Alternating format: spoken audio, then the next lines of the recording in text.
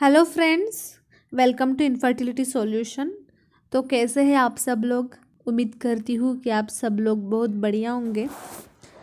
तो आज हम जिस विषय के बारे में बात करने वाले हैं वो है कि मतलब हर कोई महिला को ये डाउट रहता है कि हम प्रेगनेंसी तो प्लान कर रहे हैं, हमें पूरा प्रेगनेंसी का प्लानिंग किया है, सब कुछ अच्छे से तरीके से हो रहा है, हमने ओव्यूलेशन ट्रैक किया है, ओव्यूलेशन में हमने जब चाहिए तब संबंध भी रखे हैं, लेकिन अब ये संबंध रखने के बाद मुझे सिम्टम्स या मुझे जो लक्षण रहते हैं प्रेगनेंसी के वो कब से दिखाई देना शुरू हो जाएंगे।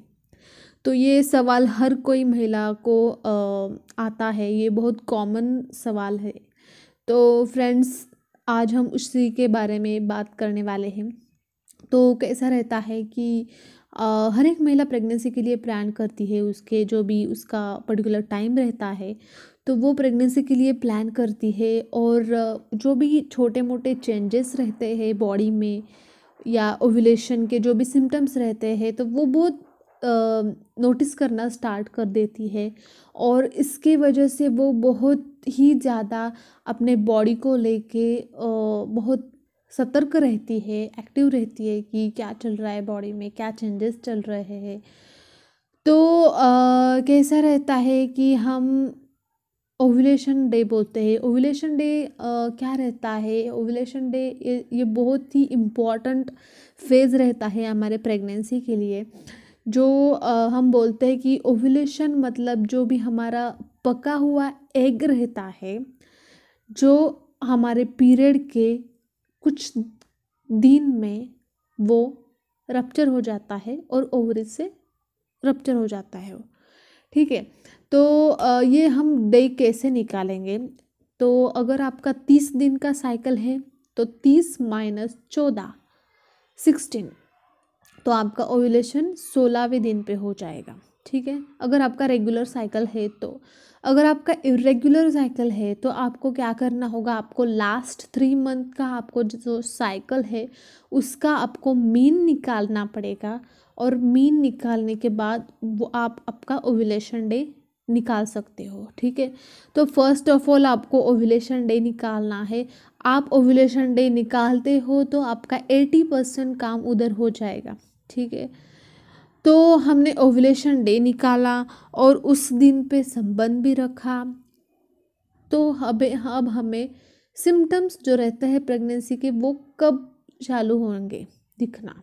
ठीक है, तो ओव्यूलेशन के दिनों के बाद जो फेज़ आती है तो उसे हम इम्प्लांटेशन कहते हैं। ठीक है, ओव्यूलेशन के बाद फर्टिलाइजेशन होता है। फर्टिलाइजेशन मतलब जो भी पका हुआ एग अब बाहर आया है, रप्चर हुआ है, उसका और हमारे जो मेल का जो स्पर्म रहता है उसका मिलन हो जाता है। और ये मिलन को हम बोलते हैं फर्टिलाइजेशन। तो फर्टिलाइजेशन होने के बाद जो दो सेल मिलके जो एक सेल बन जाता है, मतलब वाइफ का और हस्बैंड का जो मिक्सचर रहता है वो मिक्सचर होके एक सेल बन जाता है, जाइगोट बोलते हैं हम उसे। तो वो सेल जब बनता है और उसके बाद इम्प्लांटेशन प्रोसेस शुरू हो जाती है। तो हमें प्रश्न आएगा इम्प्लांटेशन मतलब क्या। तो इम्प्लांटेशन मतलब जो भी हमारा फर्टिलाइज एग है, मतलब जो भी हमारा वो जाइगोट बना हुआ है, वो ऐसे नहीं हो सकता कि वो कहीं भी जाके चिपके और कहीं भी जाके वो चिपक जाए और उसकी वहाँ ग्रोथ हो जाए। ठीक है, ऐसा नहीं हो सकता क्योंकि उसके लिए भी एक जगह निश्चित किया होता है। नेचुरली नेचर ने वो जगह दी है, उसे हम गर्भावस्था में जो वॉर्म बोलते हैं, ठीक है, उसमें वो पलता है 9 मंथ्स के लिए, ग्रो हो जाता है। ठीक है, तो वो जो फर्टिलाइज एग है उसे इम्प्लांट होना है यूटरस में। ठीक है, तो इस प्रोसेस को हम इम्प्लांटेशन बोलते हैं। ये प्रोसेस फर्टिलाइजेशन के दिनों बाद होती है। तो ये कब होती है, ठीक है, मतलब आपको प्रेगनेंसी के सिम्टम्स या लक्षण कब दिखाई देना शुरू हो जाएंगे? अगर आपने 14 डे पे आपने सेक्स किया या आपने संबंध बनाए, तो 14 दिन के बाद फर्टिलाइजेशन होगा, ठीक है। 5 या 6 दिन बाद फर्टिलाइजेशन होगा और उसके 2-3 दिन बाद ही आपका इम्प्लांटेशन वहाँ हो सकता है। मतलब आपकी जो पीरियड आने की नेक्स्ट पीरियड डेट जो है उसके 4 डेज पहले आपका इम्प्लांटेशन होता है। वो उसी दिन होता है ऐसा नहीं, कभी आगे कभी पीछे होता है, पर मोस्टली वो पीरियड आने के डेट के 4 डेज पहले होता है, ठीक है। तो आपको जाहिर सी बात है, तो आपको आपके प्रेगनेंसी के सिम्टम्स इम्प्लांटेशन में दिखाई देना शुरू हो जाते हैं।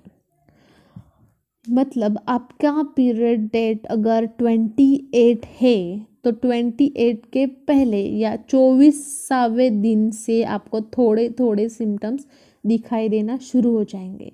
वो सिम्टम्स में कुछ बोल सकते हैं नॉजिया, ओमिटिंग जैसा फील होता है आपको, लेकिन आपको उल्टी नहीं आती है।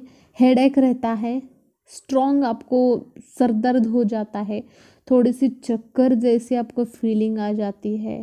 क्योंकि ये चक्कर वगैरह क्यों आता है, क्योंकि आपके बॉडी में से जो शुगर की मात्रा है, जो हार्मोनल इम्बैलेंस हो जाता है प्रेगनेंसी में, तो उसकी वजह से आपको थकान महसूस होती है, बार बार सोने का मन आपको हो जाता है, आपको कुछ भी खाने का मन नहीं हो जाता, आपको प्यास बहुत ज़्यादा लगती है और प्यास लगने के कारण आपको यूरिन या पेशाब को ज़्यादा जाने की ज़रूरत पड़ सकती है।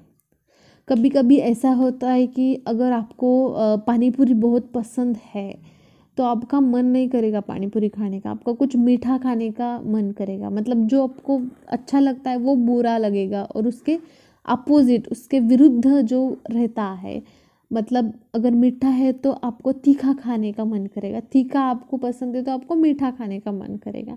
तो ये जो मैं बोल रही हूँ, तो ये मैक्सिमम जो महिलाएं बोलती हैं उनके प्रेगनेंसी के जब पहला महीना रहता है या प्रेगनेंसी शुरू हो जाती है उसके फर्स्ट या सेकंड वीक में उन्हें ये सिम्टम्स दिखते हैं। तो ये मोटे मोटे तौर पे जो सिम्टम्स दिखते हैं वो मैं आपको बता रही हूँ।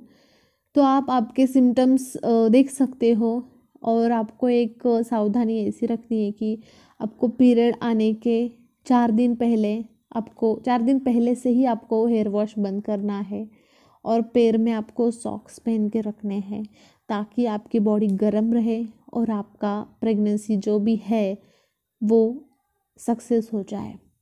ठीक है फ्रेंड्स, उम्मीद करती हूँ कि आपके सवाल थे प्रेगनेंसी के सिम्टम्स इंटरकोर्स के बाद कितने दिन पे शुरू होते हैं और वो कैसे रहते हैं सिम्टम्स।